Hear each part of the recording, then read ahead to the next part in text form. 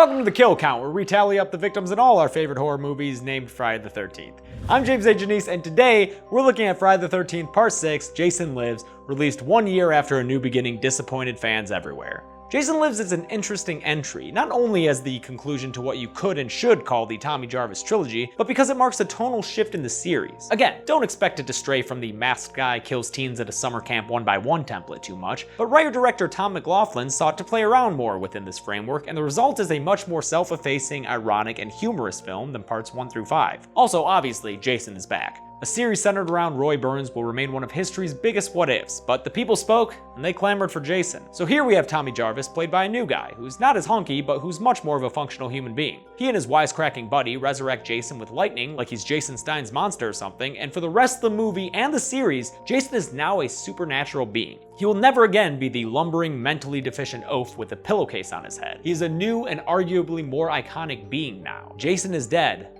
Long live Jason. Anyway, I hear dying leaves you starving for killing, and Jason's got quite the appetite, so let's get down to the kills. First up is obviously Tommy's toady Hawes, who didn't even want to be there in the first place. Melty Skull Jason punches right through his body, ripping his heart out through his back and revealing some nails in serious need of a manicure. Don't be afraid of self-care, Jason. Tommy escapes the scene and we get a huge clue into the tone of this movie with the fucking Bond parody intro to the credits. Post-credits picks up the story right away with Tommy running to a police station and greeting Sheriff Garris, a very charming guy. Don't piss me off, Junior, or I will repaint this office with your brain. Tommy winds up in his cell for sounding crazy with all his Jason talk. Kind of like someone else we know. They didn't believe me. Now we do, Ralph. Then we meet a couple on their way to the newly renamed Forest Green Lake, and you know they gon' die. In a line predictive of Scream a decade later, the woman Elizabeth is aware of the rules of horror movies. I've seen enough horror movies to know any weirdo wearing a mask is never friendly.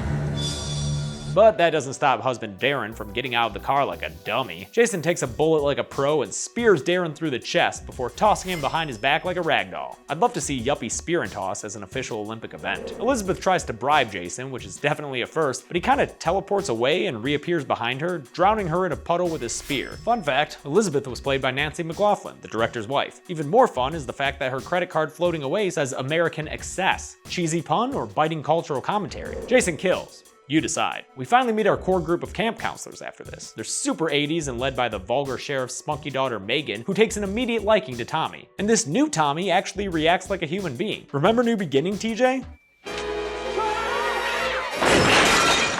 Yeah, that guy probably would have tried to strangle her between those prison bars. We also meet Martin the Gravedigger, who I'm guessing is Crazy Ralph's cousin or something, and he actually one-ups Elizabeth's self-aware line by speaking to the fucking audience.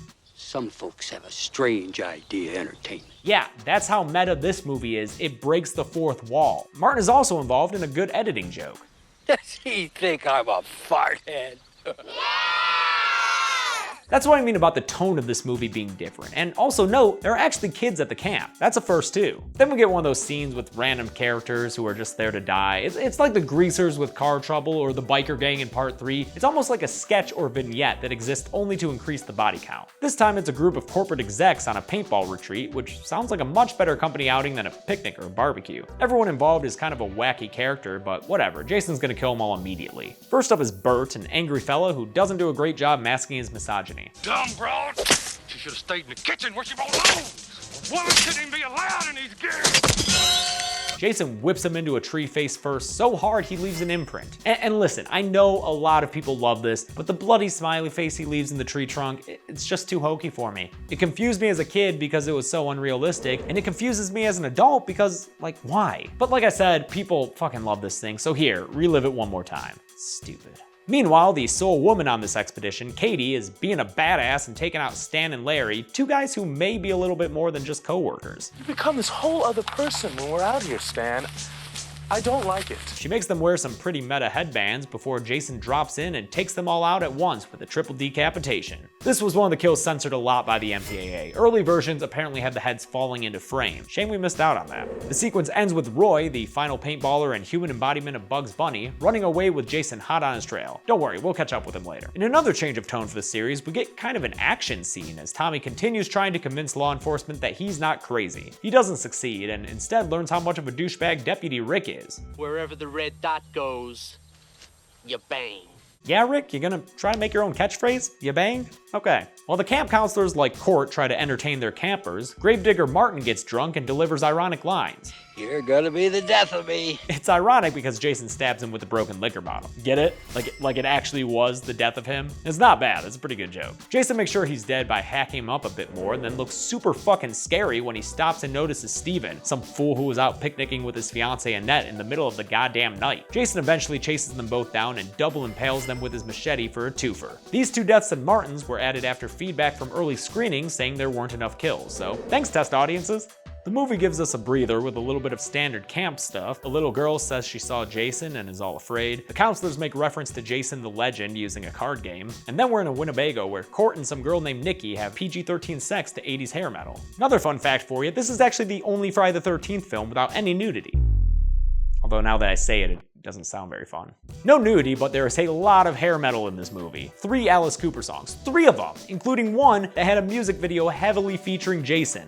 The 80s were weird, man. Court's lady lover Nikki is killed while he's driving obliviously, having a good time. This is great. I'm having such a good time. Jason slams her face through the trailer's tin walls in a much better version of that tree kill that everyone loves. Because look at that. It makes sense. Alright, Jason then takes care of Court with a knife through the head. I like to think that he stabbed him in the ear as a favor so he wouldn't have to listen to any more hair metal. With Court dead at the wheel, we get another action sequence. Like I said, this movie's a little different, adding humor and 80s action movie tropes. Here we have a sweet vehicle flip and Jason looking like a badass on top of a burning RV. This awesome shot was the last thing they filmed for the movie, and I think it's pretty damn cool. The cops find that paintballer guy's body, or at least parts of it, so now we get to add Roy to the body count, pushing the kills to an even baker's dozen.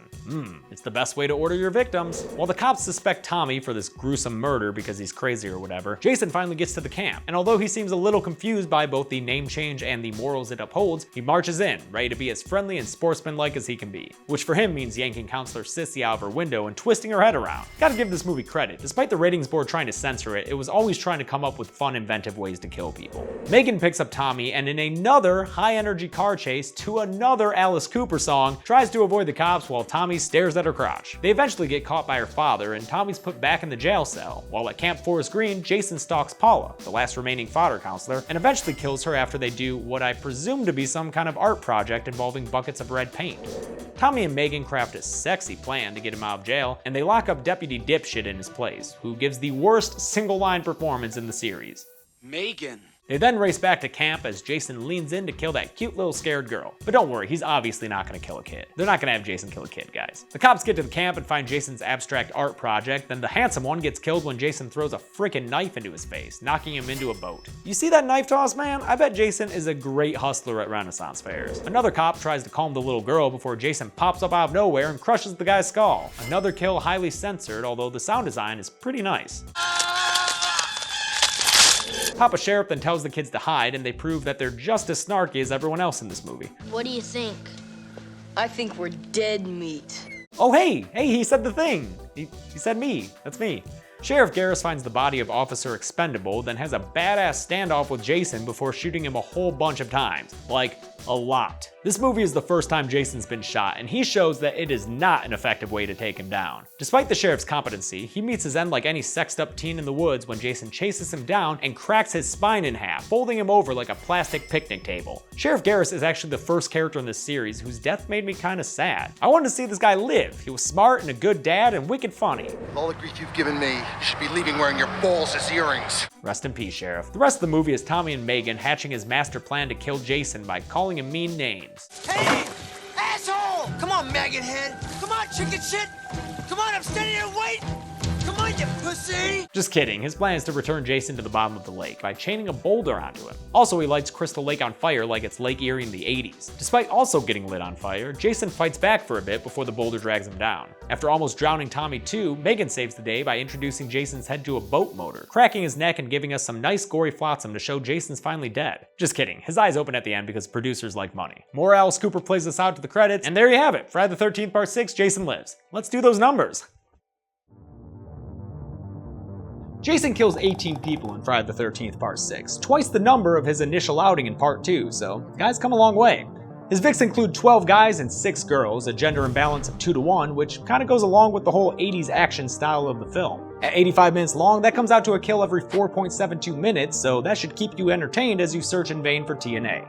I'll give the Golden Chainsaw Award for Coolest Kill to Sissy, mostly because I'm a huge Exorcist fan. Anyone see the show on Fox? I like that show. It wasn't bad. And I'll just go ahead and piss everyone off by giving the lamest kill to Bert. Okay, I can't really because I do like the moment when they show Jason still has his arm. I just hate that damn smiley face. Real lamest kill goes to Paula, who's killed mostly off screen, although I've gotta admit that none of the kills here were completely devoid of coolness. Like, that's a lot of blood. That looks fun. And that's it, y'all. With this movie finished, we are now halfway through this series. Holy crap.